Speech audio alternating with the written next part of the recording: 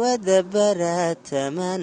xaqiyo badilkii iselewana galibin barkada. بسم الله الرحمن الرحيم. السلام عليكم ورحمة الله وبركاته. وأنا ونكسر دمان بداوديال كسر وهذا برنامج كيني عويسك علماء. برنامج عويسك علماء كلن كينا ما أنت واحد مرتكوا شيخ عثمان علي حسين. كهور انتانا برنامج كوجلين أينو برنا واكما شيخ عثمان علي حسين.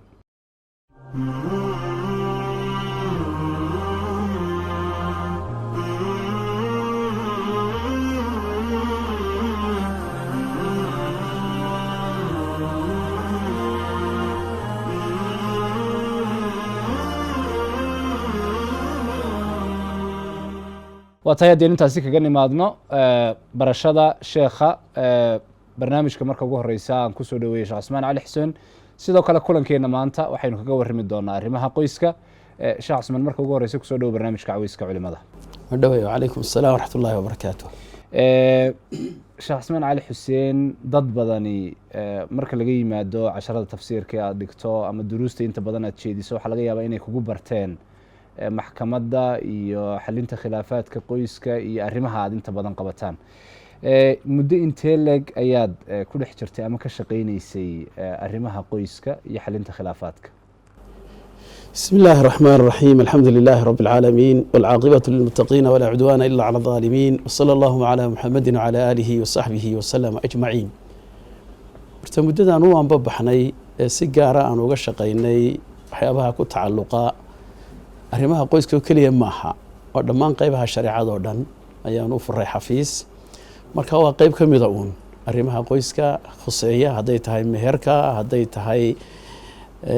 furiinka amba kala tegidda haday tahay dhaxalka haday tahay xanaaneynta ubadka aad buu maartay dhinacyo fara badan ayuu xafiisku xiriir kala leeyahay arrimaha qoyskana marka waa daraf ka mid ah amba qayb ka mid ah weeye qaybaha shariicada ee xafiisku u furan yahay mid ka mid ah muddo intee leg buu hadda shaqeynay muddadu ay shaqeynayeen imika ilaa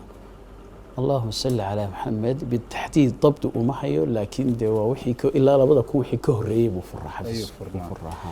سيدا هذا لكن انتان حفيز كلا فرن لفتي قد أرمها قويسك دي مدة دير باد وشقينيس دي وداد بيوكم مغانا هذا أرمها قويسك وهي هي فضيلة الشيخ خدان وإمادو سؤاش وقوه الرئيسة قويس هدي لي هذا قويس كلا بقف بككوبين هي labada qof inay isdoortaan baana ugu horeysaa oo shaqada ugu horeysaa marka maxaa ugu muhiimsan labada lamaana ah ay isku dooranayaan waa marka labaad waxaynu maqlaawun inankii oo la leeyahay gabadha waxa ku doora gabadhu iyadu doorasho ma leedahay inantii doorasho ma leedahay bismillaahir rahmaanir rahiim horta qoyska amba usradu waxa la yiraahdaa waa unugu ka aasaasmo mujtamacuba amba bulshaba waxay ka kooban tahay oo bilow ah qoyska bini aadamkan aad arkayso ee qaaradaha adduunka oo dhan buuxiyay waxay ka soo jeedaan laba qof oo qura nabiyullaahi aadam calayhi salaam iyo xawa oo aadam ka abuuray tayib inta wixii ka dambeeyay bini aadamku ilaahay subxaanahu wa ta'aala rasuul u soo diray rasuuladaas ilaahay wuxuu ku jideeyay sharaa'icdii uu soo dhiibay amba kutubtii uu soo dhiibay sida ugu wanaagsan ee bini aadamku u sii jiri lahaa soo wanaagsan oo soo jiri lahaa bini aadamkuna waxa weeye in guurka loo maro dariiqa sharciga ah guurka in loo maro dariiqa sharciga ah marka haddaynu ka nimaadno sharaa'icdii hore inuu teena u soo noqono shariicada islaamka inanku iyo inantuba doorashada way wada leeyihiin inanka gaarku maaha se inanku loo amray amba loo faray inuu inanta ku doorto diin ahaan iyo akhlaaq ahaan waayo quruxda iyo dhaldhalaalka iyo maalka iyo dhalashada waxaan iska dhalanteed laakiin doorashada inankoo quri ma laha inantuna way la leedahay oo ninkay dooranayso waa inay diintiisa iyo akhlaaqdiisaba iska hubisaba bal waxaa dhacday waqtigii nabiyullaahi maxamed calayhi salaatu wasalaam in haween ka mid ah saxaabiyaadkii ay rasuulka dalbadeen ba inuu guursado xadiidka Anas warinaya waa dhacday oo dhaba weeye بخارينا واكا أبا بيستيبا رحمه الله تعالى باب عرض المرأة نفسها على الرجل الصالح معنى قفك دومري إني نفتي دا أبان دقي كرتو رجل أنينكا وناكسن أنا تا واحد كيقرنا سايني هويني دي اختيار ليها إذا شرعيهان حتى لما خص بكرو ومثلا إنان مركا لقورسانا يو أبا قور لقا هاد ليو قفك دومري لقورسانا يو ولا مدكود إنا إنان عطرادات هاي iyo inay tahay inan carmal ah. hadday inantu cadrad tahay macnaa gashaanti baan ujeedaa aan guur hore soo marin waa ogolaansho ayaa la weydiisanayaa in la guuriyo. ninka ay ku qanacday ay raalli ku tahay in loo guuriyo weliba ogolaansho ayaa la weydiinayaa. weligeeduna ma seejin karo xaqa ay leedahay oo ah inuu ogolaansho weydiiyo. hadday ogolaato uu markaa guuriyo. hadday ogolaan weydo ma khasbi karo sharcan ma khasbi karo. haddii ay carmal tahay guur hore soo martayna waaba lagala tashanaya iyadu iyadaa caddaynaysa waan doonayaa amba ninkan ma rabo iyadaa laga sugaya. laakiin tira waa inanoo way xishoonaysaa. waxaa dhici kartaa inay iska aamusto. marka aamuskeedaasi ayaa loo tixgelinayaa inay raalli ka tahay. idan markaa inantu doorasho way leedahay. laakiin cidda waxa wax lagu dooranayaa labadooduba waa diin iyo akhlaaq wanaagsan weyn. waata sheekhana waxaa jira mararka qaarkood labada qof in qoyskiisu doono oo labadii qof iyagoo aan heshiinin ama raalli iska noqonin in qoyskii qayb ka noqdo doorashada lagana yaabo labada dhinac mid ahaan inaanu raalliba ku ahayn guurkan. matalan yurub oo kale imika laga yimaadaa dabeetana islaantu inanay dhashay bay inan u doonaysaa. dabeetna waxaa laga yaabaa labadii qof oo aan is arkin oon isku qancin in labadii qoys marka ay isu doonaan labada dhinacna aan mid ahaan oon raalli. marka shareec ahaan arrinkaasi ma bannaan yahay? dhinaca kalena waktigan iminka la nool yahay ee dee dunidan maanta casriga lagu tilmaamo ma la jaan qaadaya doonista noocaas ee qoysku? waxyaabaha dumiya qoysaska intooda badan waa mid ka mid ah laba qof oon isdoonayn oon raalli isku ahayn in la isku khasbo. shareecadana ma waafaqsana. shareecadana arrin waafaqsan maaha. khiyaar iyo doorasho ayaa jirta. inankuna doorasho leeyahay inantuna doorashay leedahay. way dhici karaysaa waalidku inay mararka qaarkood yidhaahdaan inanta maslaxadeeda maadaama qof dumara ay tahay oo aanay keligeed isku filayn qoys wanaagsan oo ay yaqaanaan oo inankuna wanaagsan yahay inay sidaan u doora. way dhici karaysaa waalidkuna ilmihiisa ma dhigo meel aanu ku ogeyn wanaag. way dhacdaa. laakiin waxaan oo dhan waxaa ka awood badan dooqa. waa in raalli ahaansha jira. haddaan labada qof iskuba qanacsanayn dee guurkaasi wuxuu noqonayaa mid aan xasilooniba keenin. ilaahay subxaana watacaala ومن آياته أن خلق لكم من أنفسكم أزواجا وجعل بينكم مودة ورحمة. آياتك إلهي كونك آياتك إلهي إنه أركي كره كونك أن خلق لكم من أنفسكم أزواجا إنه إلهي وحد لفيه نوحي دونك أبو الدمر أن بالله مانع وجعل بينكم مودة ورحمة. لحدين إن إلهي وحي عليك القعل إيو حريص دقنان إيه حسنون. marka guurkiiba haddii deganaantii iyo xasiloonidii iyo kalgacalkiiba la waayo oo inantu iyadu ooyeysa khasab lagu soo xareeyo amba inan yaroo yurub laga keenay amba maraykan laga keenayo inan ha iska joogtay oo aanu dhaqankeedii waxeedaba garanaynin la yidhaahdo aanu kuu guurinaynaa. aad bay arrintaasi waxay keenaysaa inay markiiba soo kala boodaan labadii qoysina ay isku dhacaan mashaakil fara badanna u ka yimaado. sheekhana marka laga yimaado doorashada waxyaabaha iminka muranka badan inta badan ka dhaca waxaa ka mid ahaa saawaha oo waxaa jira dhalinyarta qaarkood iyagu leh inantii si aan u barto waxaan u baahanahay waqti inaan la sheekaysto wax badan aan isla jarjarno isla eegno. meelaha qaarkoodna waxaa laga yaabaa inankii inantii in inta ugu muhiimsanuun 2 iyo 3 4 cisho laga wada hadlo guurkii dhaco. haasaawaha guud ahaan marka aad eegto shareecada xuduud intee leeg baa inankii inantii u bannaan inay ku haasaawaan? saartan guur marka la doonayo amba la doonayo in qoys la dhiso qoyska waa in laga ilaaliyaa macaasi iyo xumaan inuu qoyskaasi ku aasaasmo. haddii heega loo sii daayo labada dhalinyarada muddo ay iska wada sheekaystaan inuu baraha bulshada de waxaan dhalinyaradu ay yaqaanaan facebookyadaasaaba iska dooranayaanba way ka wada xidhiidhayaan.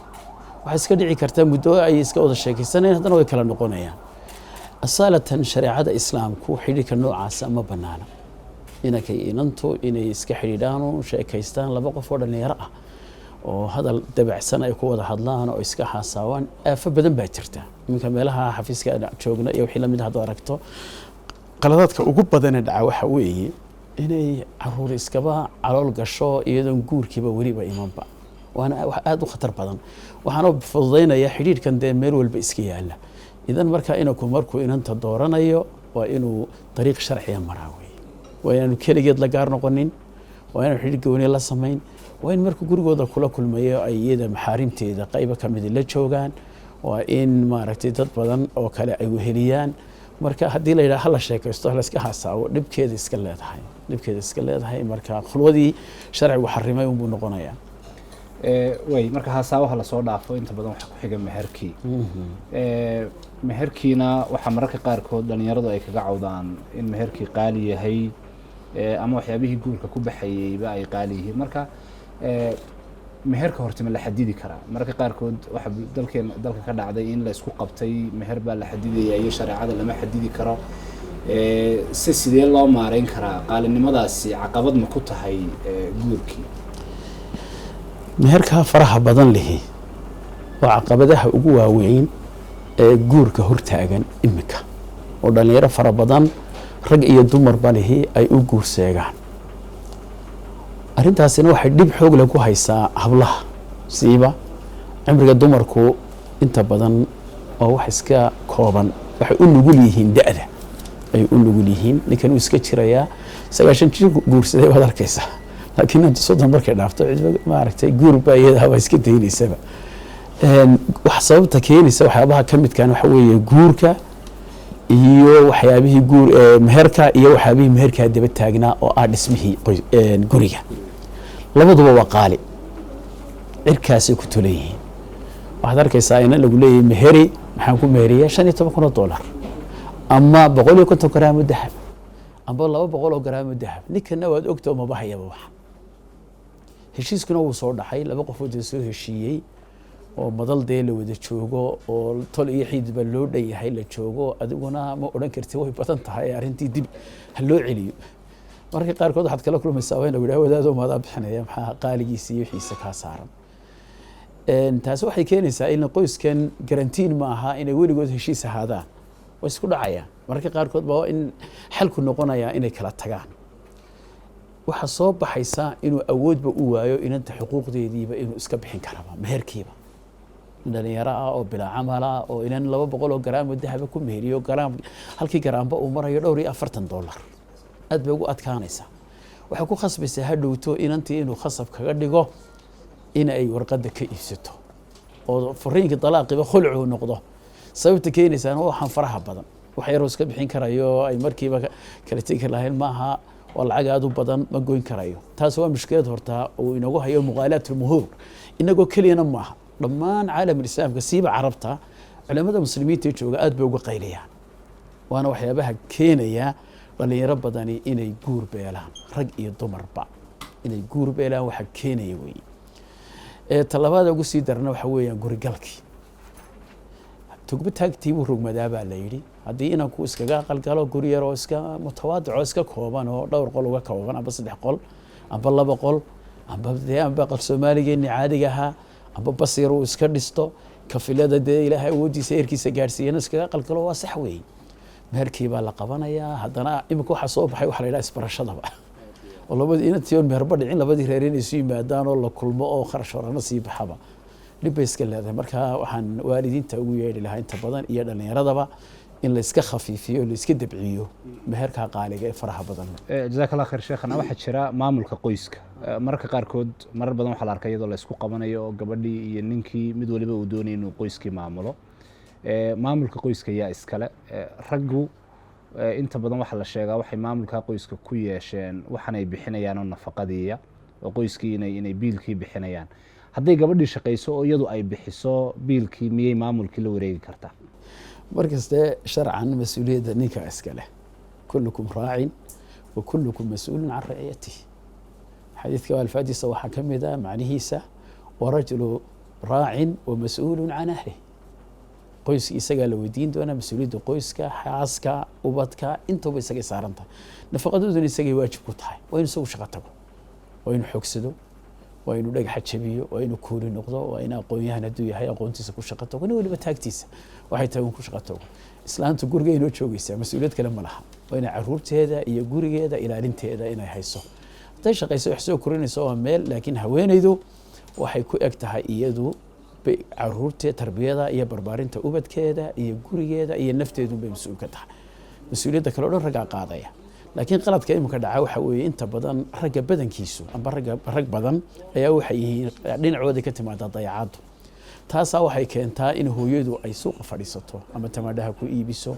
amba maqaaxiir ha ka furato amba bacadla kale ha ka furato amba shaqo kaleba ha qabato mas-uuliyaddii culayskoo dhan hooyadu ku dhacaya markaas aad arkaysaa iyadoo la rafaadsan mar meherada ee bariiskoodii inay soo saarto mar korintoodii markaa taa waxay keenaysaa haweeneydu inay gurigii ka baxdo carruurta inay fasahaadaan ay dumaan oo aan carruurtii war lahayn aabbo carruurta ma tarbiyadeyn karo inta badan صح رجع يكرده وابن كرا وكل شوتين كرا ووانين كرا عروح وشيء كرا لكن تربية أساسية هو يدا إسكاله هو يدا إسكاله. وي فضيلة الشيخ إلهي سبحانه وتعالى خيرك وسيو قيسكي مركا إنه نحن ما أظنه أنت بدن خلافات بأي مادة خلافات كإيمانية قيسك الحديثة أنت بدن لقوا أركع عن صدحات وأما أهل كي إنك أما أهل كي إننتا أما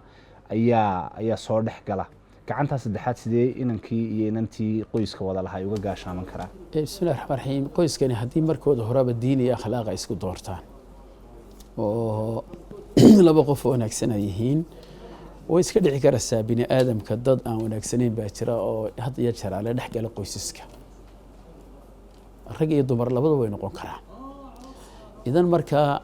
qoysku waa inay ka taxadaraan cid ay u arkaan aba qofka ay u arkaan inaanu naasix ahayn oo aan wanaaga qoyska aanu ka shaqaynayn aba dumintoodaba uu ka shaqaynayo dad iyagu muslimiintuna waa inay ilaahay kaga baqaan waa xaaraam qoys muslima oo dhisan in la dumiyo khabab inaad ninkii haweenaydiisa ku dirto amba aad haweenaydiisii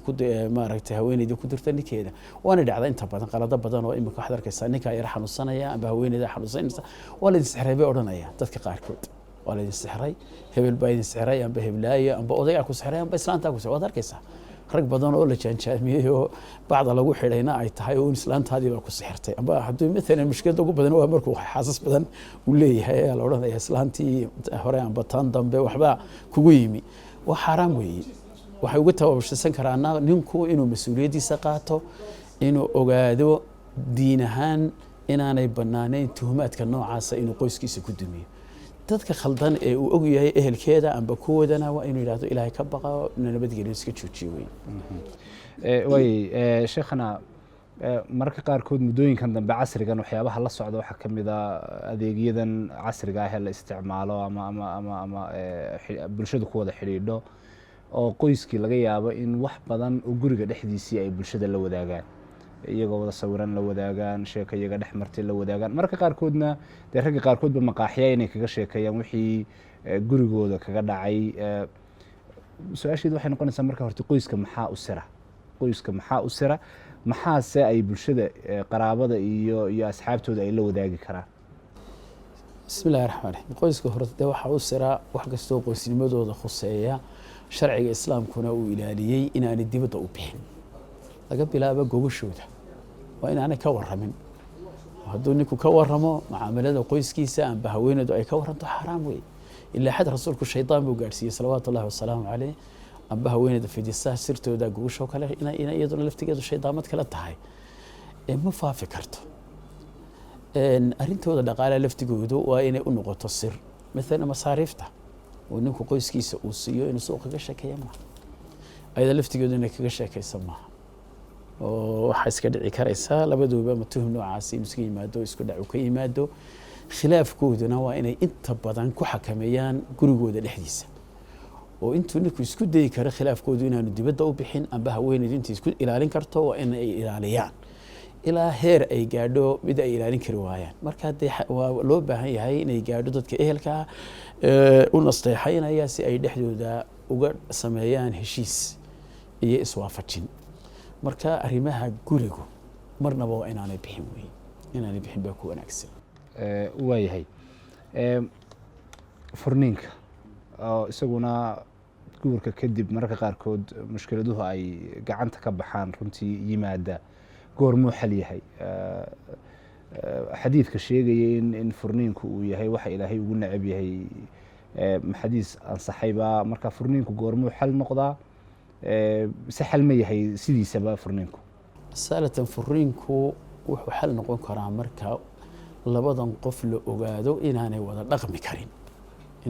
dhaqmi karin diin ahaan iyo akhlaaq ahaan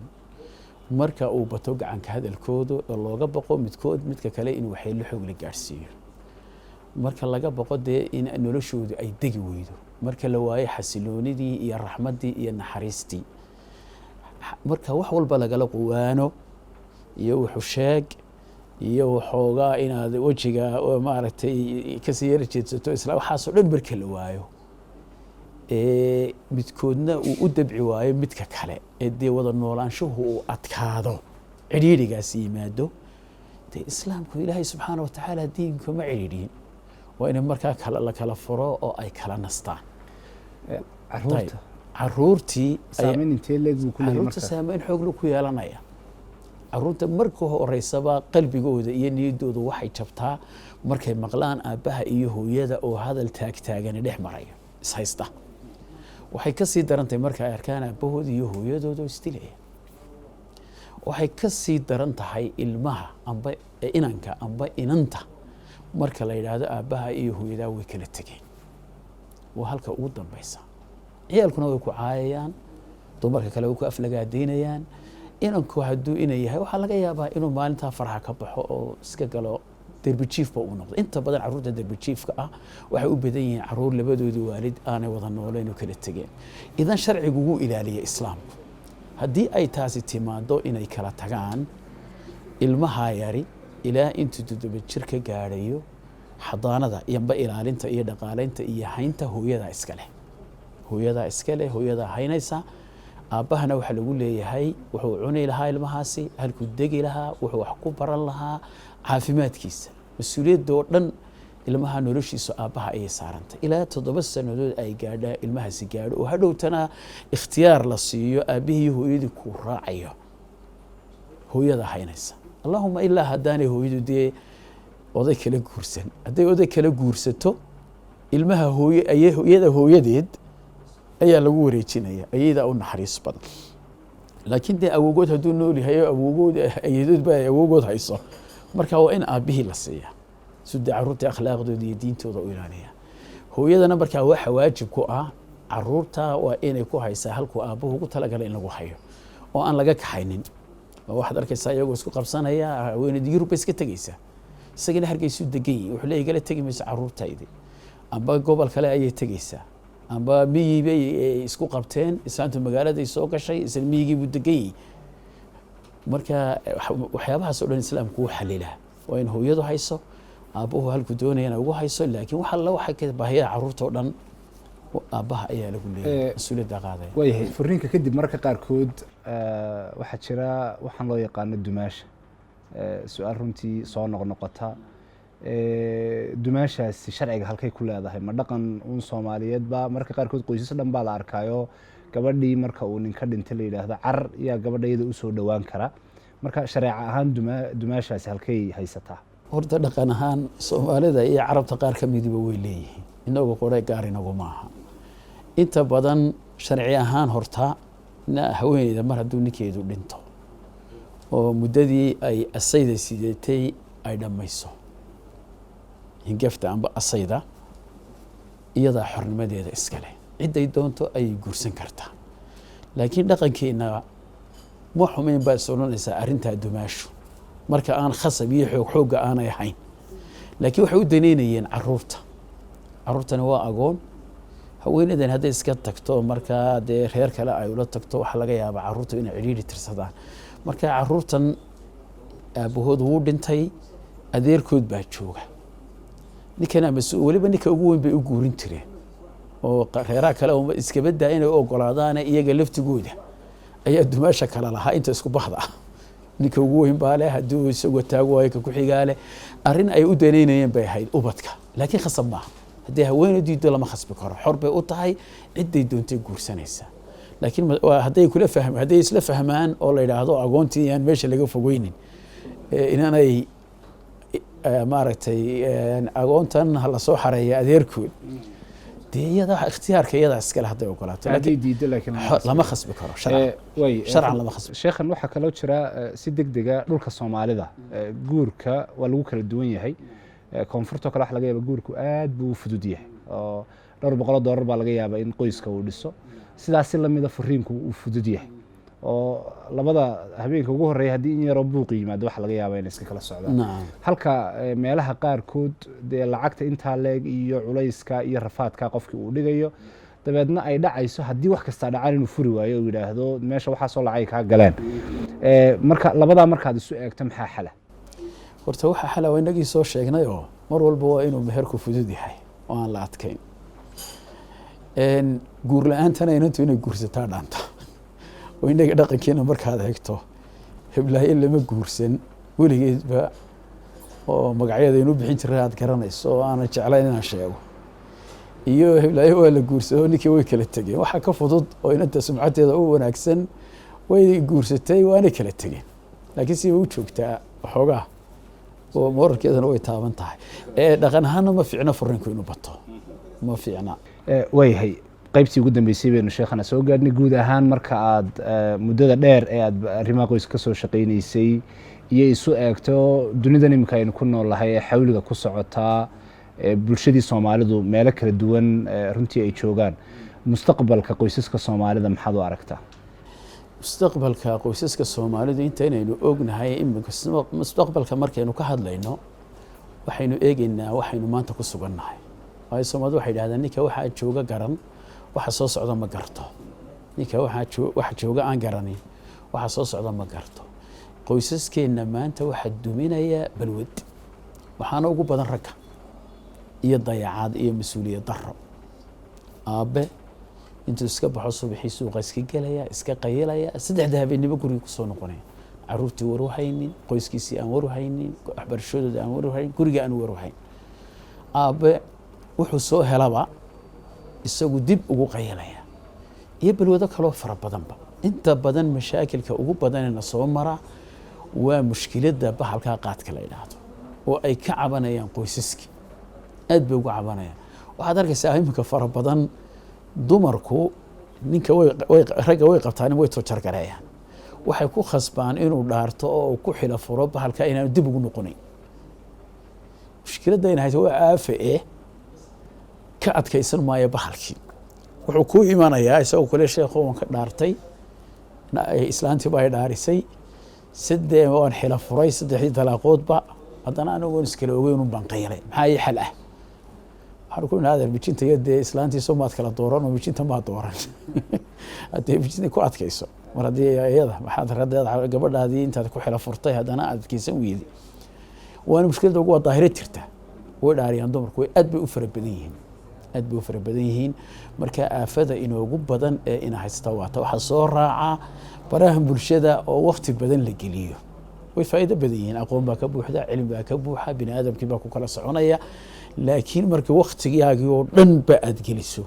oo islaantuna ay la sii jeedsato adiguna dhinaca kale aad ula jeedsato oo ayaa dee isaga laftigiisu mushkilad ah ila hadli maayo waxay ku imanaya iyagu cabanaya waxay leedahay ila hadli maayo gurigu iska imanaya bahalkaas buu ku fooraraa wuu sii jiiq bay odhan maayo isaga laftigiisu dowr buu ku leeyahay oo faa'iidadoogu lahaa dhinaca qaldana ee dhinaca kale marka loo isticmaalo dhibkaasu keenaya